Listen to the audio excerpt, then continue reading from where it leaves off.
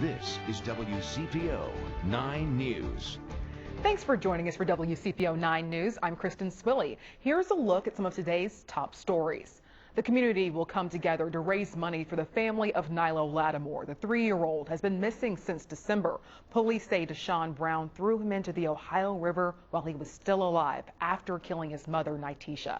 Today's fundraiser is happening at Stoney's Pub and Grill in Norwood from 2 p.m. to 6 p.m. The University of Cincinnati is reviewing allegations made about the men's basketball program. In a statement from the university, the athletic department said, quote, "The University of Cincinnati, in conjunction with independent fact finders, will commence a review of allegations related to its men's basketball program. Just what those allegations are is still unknown."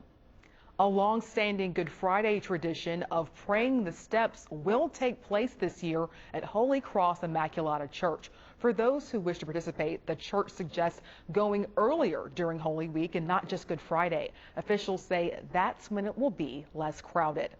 Another Easter tradition returns this weekend at Washington Park.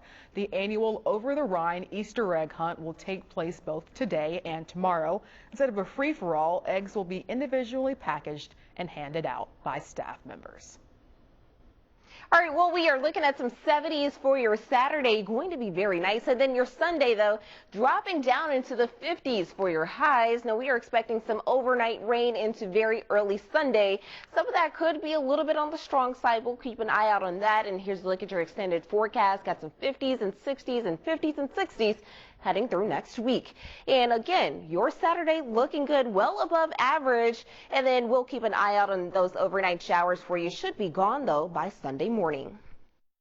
I'm Larry Seward in Clifton. From Cincinnati Children's to the White House, a doctor is hunting dignity for a community that feels overlooked by vaccine rollout and expendable. I'm a constituent out of Mason, Ohio. Dr. Kara Ayer's voice is more than her own. The Cincinnati Children's PhD runs the National Center for Dignity in Healthcare with People with Disabilities and co-runs her family of 5 with a husband in a similar spot, battling bone and lung weakening conditions that put both in wheelchairs where they see clear bias in COVID-19 vaccine access. I've definitely had sleepless nights, worried about the future of my family and our health during this pandemic. The largest problem has been just a lack of consideration of disability-related needs. We hear about some of these max vax sites, which are a great way to vaccinate a lot of people at once. But for somebody maybe with autism or with sensory issues, that loud, huge crowded space in itself could be a huge deterrent. I've heard from many voices who have said, I just don't feel like I'm seen as worthy.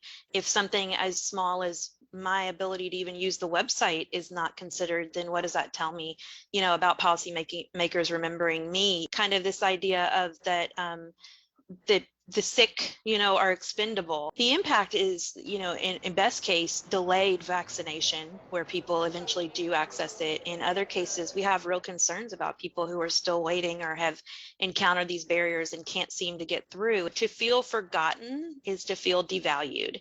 And I myself know of the wealth of benefits that our disability community bring to every community, family, school, place of employment that they are present within. And I wish more people could see that value. But I do worry that there's a sense of despair that will make some people feel like that they're not intended to be a part of this process. Dr. Ayers will soon meet virtually with President Biden's Health Equity Task Force to share her story, hoping it and her community story leads to solutions and inclusion in future decisions. Larry Seward, WCPO 9 News. Hey guys, WCPO 9 News reporter Jake Ryle here. Norwood police say Sunday's pursuit started here at Victory Parkway in Sherman, and for the first time, we're seeing the moments following a crash that led to several injuries. Hey firm, we're on Harrison, westbound. You're inside of a Norwood police cruiser Sunday evening. The police pursuit has already changed jurisdictions. Now northbound on I-75 headed toward the Harrison Avenue exit. The Norwood officer ran the plate, and the silver van they're now chasing came up as stolen. Vehicle ran the red light at Queen City. The suspect driving recklessly as the officer continues the pursuit. Left-hand turn on Grand Avenue. Oh, crash! That crash between a pickup truck and the stolen silver van. Two-car MVA, Westwood. Stop right there! The officer assesses the scene. 5 people are injured, some of the injuries considered serious. It comes in the wake of other police pursuits in the tri-state, one of which a CPD chase in the middle of rush hour, ending in Newport, with 81-year-old Raymond Label and his wife, Gail, dying at the scene after being struck by the fleeing vehicle last August. Following that crash, our I-team examined police department police pursuit policies across the tri-state. The issue? There's no uniform pursuit policy across Cincinnati area departments, but that could soon change. The Hamilton County Police Chiefs Association is taking a look right now at coming up with a standard. The hope? Arresting the suspects without the need for a high-speed pursuit, which could put civilian lives at risk. And if a pursuit is necessary, for each department to follow the same protocols and procedures. Jake Ryle, WCPO 9 News. And WCPO 9 News reporter Kristen Swilley. Kentucky Governor Andy Beshear recently signed off on what's being called a redo bill. It allows students who struggled during the pandemic to make up their current academic year, but there are some people who are concerned about the domino effect this could create. I think the intent of the bill is wonderful. A good idea in theory, many believe, but is it the best play for students throughout the Commonwealth? Mother and teacher Kathy Bessler is optimistic, but unsure. I don't know about the implementation. I see a lot of kinks that have to be worked out. Among them, adapting course selection currently based on a 4-year plan and budgetary concerns. What if everybody took you up on this and all of a sudden now you have another 20% more students? What is that going to do to the teachers in terms of the number of kids in their classroom and the overall budget? Local school boards will have access to federal funds and the power to approve or reject any request to retake or supplement this year's classes. Governor Beshear says this is a chance to reclaim lost experiences and settle the score, especially for senior student athletes. While educators have done their best in these trying circumstances, the pandemic has deprived some students of priceless opportunities and memories. It could be a win-win for a lot of kids, but I think there's a lot of logistics and just things that have to be worked out to make it work for everybody. Kristen Swilley, WCPO 9 News. More than 20% of people in Ohio, Kentucky, and Indiana have gotten at least one dose of the COVID-19 vaccination.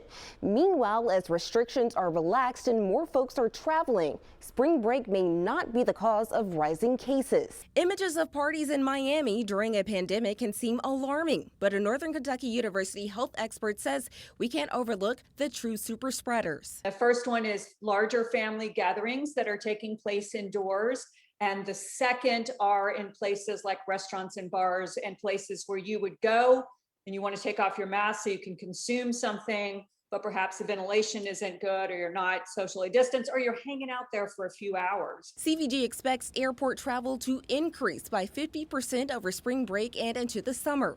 Valerie Hardcastle says it's not so much the destination, but what you do when you get there. There's this impulse to just kind of throw caution to the wind, and maybe you've had one vaccine but not both, and just try to go back to normal living. And it's really dangerous to do that right now. You can safely go to the beach and just not be near crowds. States like Michigan are in the national spotlight for potentially hitting a fourth wave of COVID-19.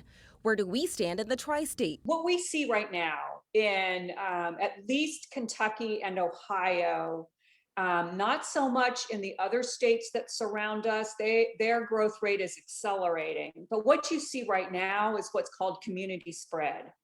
And that means it's spreading at a rate that is kind of consistent over time. So we're not trending toward a fourth wave, but we're not trending away either. We're just kind of hanging in the middle. All the health officials I talked to say no matter if you're vaccinated or who around you may be vaccinated, masks are still essential. In the studio, Raven Richard, WCPO 9 News. As if we didn't have enough to worry about these days with politics and the pandemic, now people are receiving strange debit cards in the mail, and it could be either a scam or your stimulus check. Evelyn Schott opened her mailbox the other day to find an unexpected delivery to her Clifton home. Debit and Visa. It was a U.S. Bank Relia card, the card that more than a dozen states use for unemployment benefits, including Ohio. At first, I thought it was my regular ATM card. And when I saw that it said Relia card, I got a little nervous. That's because Evelyn never filed for unemployment, so she called the number on the card. They took my information. They also suggested that I file a police report. U.S. Bank says it's aware of this fraud, which can happen if a thief files for unemployment under your name and social security number.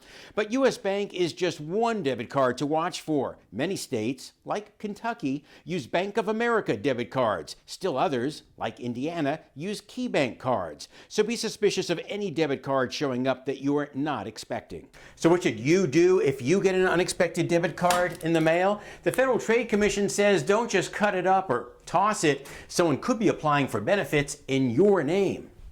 The FTC says report the unwanted card to the bank, contact the state unemployment office, and place a fraud alert on your credit with Equifax, Experian, and TransUnion. But a caution, if you receive a debit card from MetaBank with a note from the Treasury Department, that's not a scam. That could be your $600 stimulus check, so don't throw it away.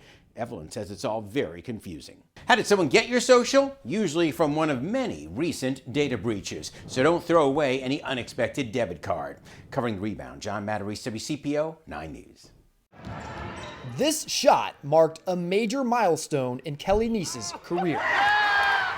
I'd say I'm proud of it, but it doesn't, winning's more important. Very few players have scored as many points as Kelly Neese, but he's still number 2 in his own family.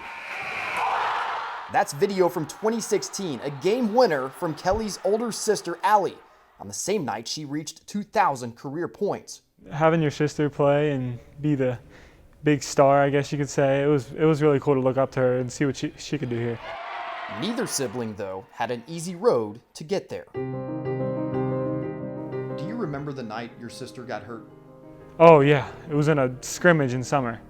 Down here on the block down there. My left leg went backwards, popped out of place, and then popped back into place. We were sitting up there in the corner, and my mom yelled. And then I remember thinking in my mind, I didn't tear my ACL. There's no way I tore my ACL. Allie didn't just tear her ACL, she also tore her MCL and meniscus. You get a sickening feeling as when you evaluate an injury like that, and you know what it could mean for that athlete.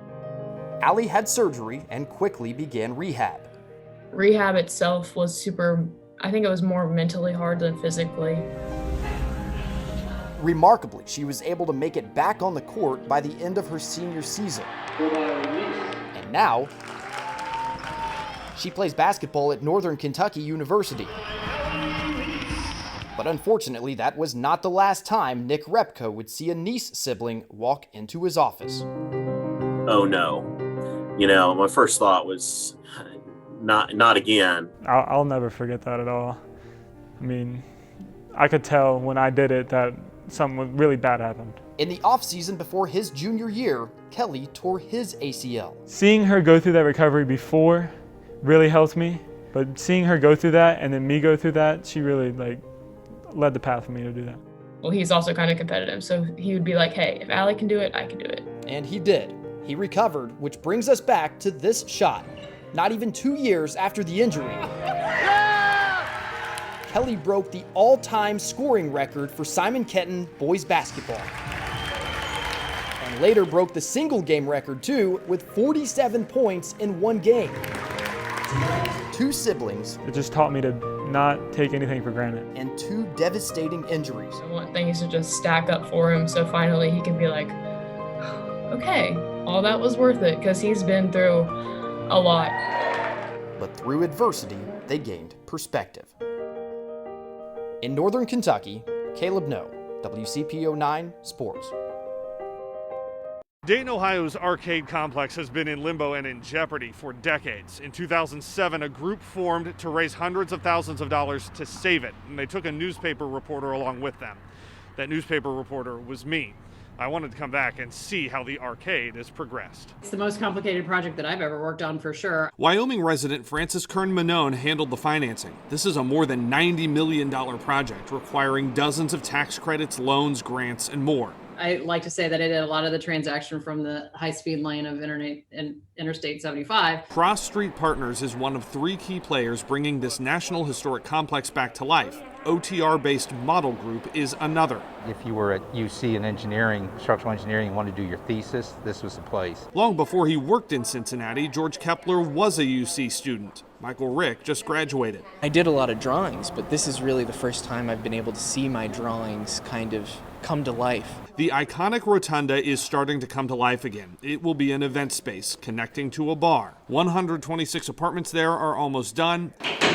And the Hub is a co-working space and business incubator backed by UD. There's a lot of cool pieces, and it's really being able to take advantage of every cool element. Just how important is it? There were a lot of people in the community who weren't going to believe that the redevelopment of the downtown central business district was really happening until they saw the arcade starting to go to re-engage the way they wanted it to. In downtown Dayton. You go to Skyline here, and they're talking about it. I'm Evan Millward, WCPO 9 News. We call this the most emotional building in Dayton, Ohio. It was the gem of the Gem City. Built between 1902 and 1904, it was downtown's retail and restaurant hub. I compare that to the Findlay Market in regards to it's the same thing as a farmer's market to start with, the same concepts. And look, everybody cherishes the Findlay Market in Cincinnati. It's the same thing here. It was almost a no-brainer then for OTR-based Model Group to be part of bringing it back. We really want to help Dayton turn things around. Despite being on the National Register of Historic Places since 1975, the arcade was once listed on eBay, looked at to be torn down for scrap. It hasn't been used since the holidays of the early 90s. It's probably in the top 2 of the toughest projects I've done in 43 years. Decades of decay have taken their toll. It was a nightmare. Nelson Stark Company plumbing superintendent Boyd Williams grew up in Trenton. He got more than his name from his dad. I knew my father and my father-in-law worked there back in the late 80s. Imagine his surprise finding an almost untouched office with their time cards sitting on a desk in the arcade basement. You can see the 8/1/89 date. Then my father-in-law is the top, Hager back, and second to the bottom was my father's name. I'm the third, so there's Boyd Williams. B. Williams. There were plenty of surprises. Every time we took a wall down, every time we opened up something, it was a problem. 9 buildings, all different but connected. They managed to keep some terrazzo floors, some wood ones, and these details around the rotunda. Most of the space is now the Hub, a business incubator with UD and Sinclair students. 126 apartments are about to open. A bar is going in on the first floor. It is a mixed-use development. First floor vibrancy is key. It's not just the inside. They've had to restore several facades, too. They're still working on this one. The last time I was at the arcade was in 2007 as a newspaper reporter covering the effort to save it. This is what the North Arcade looks like today. It's in dire need of getting refurbished, but we're ready to attack that. This will become a kitchen incubator and fresh food market. Think Findlay Kitchen and OTR. Plus retail and a hotel or more apartments. This is one of the keystones to get revitalization downtown. Because it is one of a kind. At the end of the day, what's your value proposition? What makes Dayton different from Cincinnati, Cincinnati different from Northern Kentucky? A lot of it's that history. In downtown Dayton. And the history is like right behind us. I'm Evan Millward, WCPO 9 News. Hey everybody, on this Saturday, I'm Raven Richard. Our temperatures today will look very nice. We're talking about some low 70s for everybody across the tri-state. We'll also look at some partly cloudy skies to mostly sunny heading into the afternoon. So it's going to be nice, but we do have rain to talk about. As of right now, there is a marginal risk for severe weather. This is for about half of the tri-state. So looking at the possibilities of some strong winds, but we are on the low end, though, of severe weather. Just a heads up, though. So timing that out for you, this is 11 p.m. Starting to see some of it move in, very isolated in the overnight hours. And then by the time we make it to Sunday morning, we'll still see it, but then gradually moving out. Our temperatures will get a lot cooler as we have some cold air behind us that will start to make its way into the tri-state. So here's a look at your extended forecast. 70s for today, but then Sunday dropping down into those 50s. And then on after that, we've got a pattern of some 50s and some 60s and much more. I'm Josh Bazan. An Ohio woman is reuniting with a pet that has been missing for years and only recently turned up halfway across the country. We'll share her excitement and how the two were able to be brought back together. And one day he just didn't come back. Didn't come back. More than 5 years ago, Margaret Burcham lost her pet cat, Bernie. She says he was outside in her yard in Florence, but that's the last time she ever saw him. And I looked and I called the shelters and finally just kind of accepted that he was never coming back. Burcham moved to the Dayton area around the time Bernie went missing. All this time, she went without any news or any hope until last month. Apparently, someone found Bernie in Central Texas, and they traced him back to me. A volunteer with that organization in Texas happened to be driving through Cincinnati on a family vacation, so she put Bernie in the back seat and made sure he got home safely. Oh, please let this be them. It's them. Oh my God. Just put this down. Here is Mr. Bernie with his mommy. Hi, buddy. Oh my gosh. A reunion 5 years in the making, but a reunion Burcham never expected to get. I can't believe it. Look at him. Hi, buddy. You're like, what's going on? There are still plenty of unanswered questions. How did you end up in Texas? That's what I want to know. We need to talk. But Burcham is thankful to have Bernie back in her arms. I didn't think I was ever going to see you again. And now here we are. I'm so glad. How often does something like this happen? Just amazing. And all the way in Texas. Someone found Bernie in Waco, Texas. He was clean and healthy, so volunteers assumed he had a local family. But the people who run the Heart of Texas Lost and Found Pets page found out he had a microchip and tracked it back to Burcham. But to be able to come visit my family and bring somebody along and give them the joy of having their animal back, it just makes the trip that much worth it. Nobody is exactly sure how Bernie ended up so far from home, but Burcham says that mystery is okay with her now that he's back where he belongs. In Winton Place, Josh Bazan, WCPO 9 News.